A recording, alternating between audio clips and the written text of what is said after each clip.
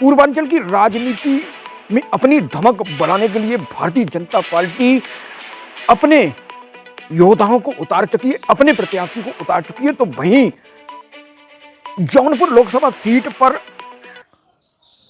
धनंजय सिंह की पत्नी श्री कला रेड्डी जब बसपा के टिकट से मैदान में आई और 3 चरणों का जब मतदान हुआ, उसके बाद स्पष्ट हो गया कि भाजपा यूपी में 80 सीट या 50 सीट नहीं जीत पाएगी।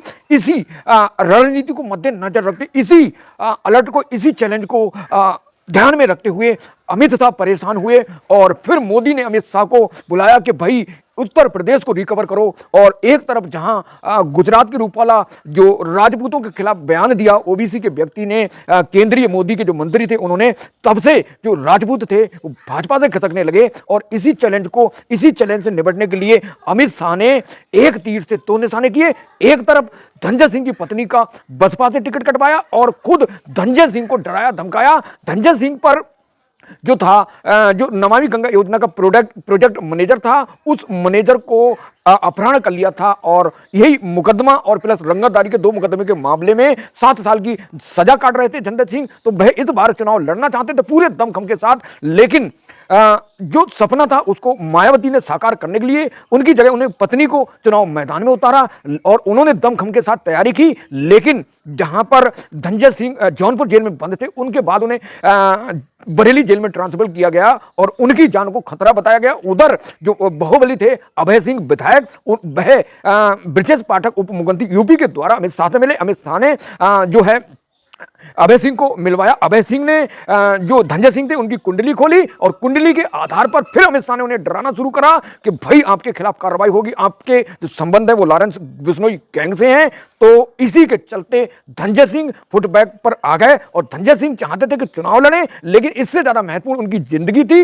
वे चाहते थे जैसे भाजपा में कोई आता है, ये जो कहावत है, ये जो चैलेंज है कि भाजपा में जो ज्वाइन करता है दागी व्यक्ति और वहां जाकर शुद्ध हो जाता है, वहां भाजपा बचा लेती। इसी को मद्देनजर धनंजय सिंह ने भाजपा ज्वाइन की और टिकट को मना करा और उधर अमित शाह ने मना किया। ये सूत्रों के आधार पर खबर है, ना कि हमारे तरफ से पुख्ता जो मीडिया सूत्रों से जो दावा है उसके आधार पर। तो दोस्तों इस तरह धनंजय सिंह को, बाहुबली धनंजय सिंह पूर्व सांसद को रिकवर किया गया और रिकवर के बाद अब ऐसी स्थिति बन रही है कि धनंजय सिंह से कहा गया है कि तुम्हारे गुनाह माफ और तुम जो है अपनी पत्नी का टिकट वापस। तो वो टिकट वापस हो गया। इसके बाद धनंजय सिंह, उनकी पत्नी, अभी खबर आ रही है और राजा भैया कुंडा के जो विधायक हैं, ये तीनों मिलकर जो कृपा शंकर सिंह जौनपुर से प्रत्याशी उन्हें हर हाल में जिताएंगे। तो ये तैयारी है और अभी जो जनसत्ता पार्टी के प्रमुख हैं, राजा भैया हैं, कुंडा के विधायक हैं, वह मीटिंग कर रहे हैं और मीटिंग करके जो अमित शाह ने स्ट्रेटजी बताई है कि आपको यहाँ पर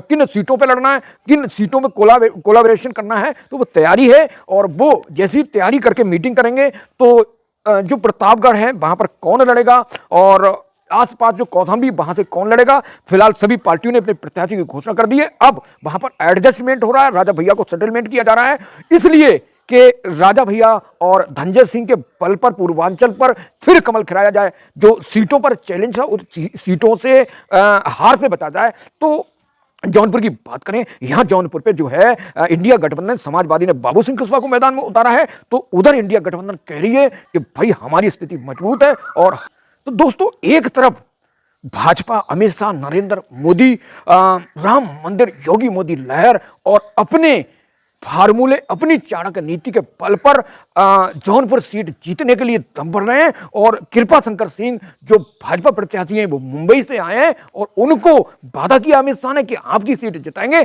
जिसके लेकर पूरी मशीनरी भाजपा और संगठन को लगाया है और जो राजपूत हैं उनको अपने पाले में किया है। तो अब जो राजा भैया हैं जनसत्ता दल के प्रमुख, वह अपनी घोषणा करने जा रहे हैं। उसके बाद स्पष्ट हो जाएगा कि जो परिदृश्य है वह परिदृश्य साफ हो जाएगा कि पूर्वांचल में ये ठाकुर जो हैं वो भाजपा को सपोर्ट करके उन्हें जिताने का काम करेंगे, कमल को खिलाने का काम करेंगे। तो मैंने बताया कि जो इंडिया गठबंधन समाजवादी का प्रत्याशी जौनपुर से वो दमखम लगाए हैं, दमखम से आगे बढ़ रहे हैं और उनकी तैयारी, उनका आश्वासन है कि हम जौनपुर पर हर हाल में जीत के रहेंगे। तो एक तरफ इंडिया गठबंधन संविधान बचाने, आरक्षण बचाने और आदिवासी दलितों के अधिकार की रक्षा के लिए लड़ रहे हैं, तो दूसरी तरफ भारतीय जनता पार्टी राम मंदिर के मुद्दे पर, और ये लगातार जैसी इंडिया गठबंधन, राहुल गांधी या फिर अखिलेश यादव जब इस चीज को कैंपेन में अपनी बात को रखते हैं, स्पीच में रखते हैं कि भारतीय संविधान को खतरा है, और यही बात दिल्ली के अरविंद केजरीवाल कल जेल से छूटे, उन्होंने कहा कि भारतीय संविधान को खतरा है, अगर ये जीते तो सबसे पहले योगी को हटाएंगे। और जो वादा कर रहे हैं नरेंद्र मोदी योगी की गारंटी, वो 75 साल में रिटायर होंगे तो उनकी गारंटी कौन भरेगा?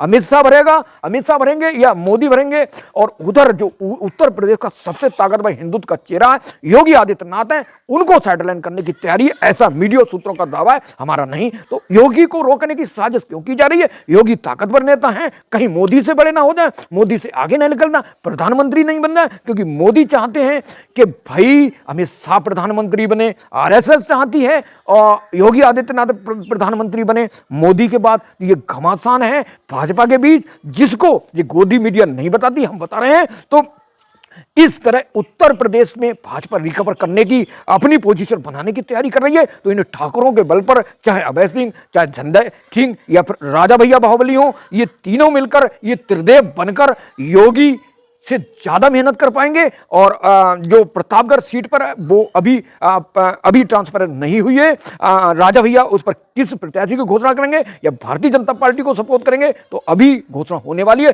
फिलहाल धनंजय सिंह बाहुबली पूर्व सांसद ने अपनी दृष्टिकोण को क्लियर कर दिया कि वे अपने जेल से बचने के लिए और अपने आप को बचाने के लिए राजनीति कुर्बान कर रहे हैं, अपने राजनीतिक कैरियर को बर्बाद कर अपने जीवन को बचाने का काम कर रहे हैं। तो अमित शाह का डर हावी है और उस डर से अब जो धनंजय सिंह ने वो माहौल बदलने, माहौल को पलटने की कोशिश की। जहां पे बहुजन समाज बसपा के लिए प्रचार कर रही थी उनकी पत्नी, तो उनके जेल से आने के बाद अब पति पत्नी दोनों मिलकर भारतीय जनता पार्टी के कृपा शंकर सिंह को लड़ाएंगे, उनको चुनाव में जिताने का काम करेंगे। तो अमित शाह की ट्रक काम आ गई। अमित शाह का ये जो स्ट्रेटजी है, जो रणनीति है, चार का नीति है, उसके बारे में आपका क्या सोचना है कि सत्ता में रह के एक ताकतवर व्यक्ति बन सकता है या वैसे ही बन सकता है? तो ये ठाकरों की जो रणनीति चल रही है पूर्वांचल में, उससे भारतीय जनता पार्टी को फायदा होगा, नुकसान होगा। जौनपुर से कृपा शंकर सिंह जीतेंगे, बाबू सिंह कुशवाहा वो जीतेंगे, या फिर मायावती ने अपने वर्तमान सांसद श्याम सिंह यादव को मैदान में उतारा है वो जीतेंगे। तो बने रहिए, आप अपनी राय दीजिए कि कौन जीत रहा है जौनपुर से। Thank you so much.